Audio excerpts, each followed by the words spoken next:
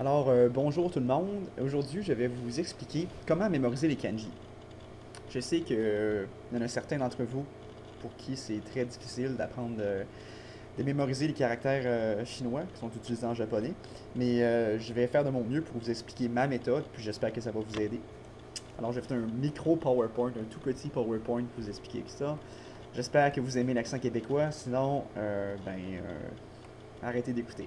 Ok. Donc, première chose à savoir, c'est que tous les kanji en japonais sont composés d'un certain nombre d'éléments clés. Euh, c'est la combinaison de ces éléments clés-là qui donne un kanji.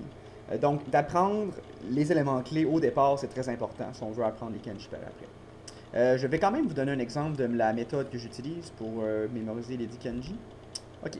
Ce kanji-là veut dire cimetière. Comme on peut voir ici, ce kanji est composé de trois éléments clés. Le premier élément clé ici, comme on peut le voir ici, comme ça, en trois traits, ceci est qui veut dire fleur. Cet élément clé-là veut dire fleur. Le deuxième élément clé est ici, comme ça, un, 2, 3, 4. En quatre traits, cet élément-ci veut dire soleil. Et finalement, le dernier élément clé ici, comme ça, comme ça, comme ça, en trois traits, veut dire Saint-Bernard. Certains vont dire que ce caractère-là veut dire grand. Oui, c'est vrai. Sauf que lorsque cet élément clé est utilisé en combinaison avec d'autres éléments clés, en bas comme ça, sa signification change. Donc, bref, ici, ça veut dire Saint-Bernard.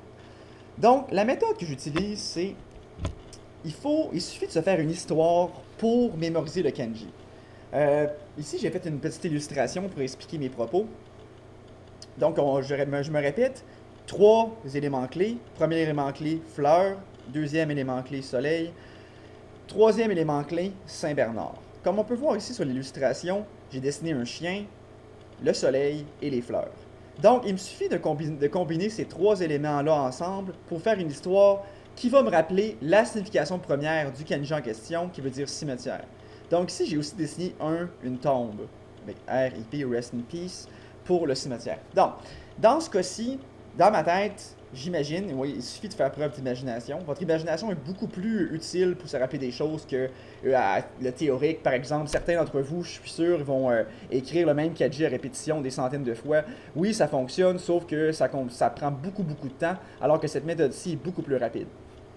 Donc, j'ai dessiné un soleil, ici, premier élément clé. J'ai dessiné les fleurs, ici, deux éléments clés. Et finalement, le chien, ici, trois éléments clés. Alors, pour me rappeler que ce kanji-là est cimetière, dès que je vois ça, moi, je sais que ça veut dire fleur, soleil et Saint-Bernard. Donc, j'imagine un Saint-Bernard qui dort, par une belle journée ensoleillée, à côté de la tombe de son maître, et il y a aussi également des fleurs de déposer près de la tombe de son maître.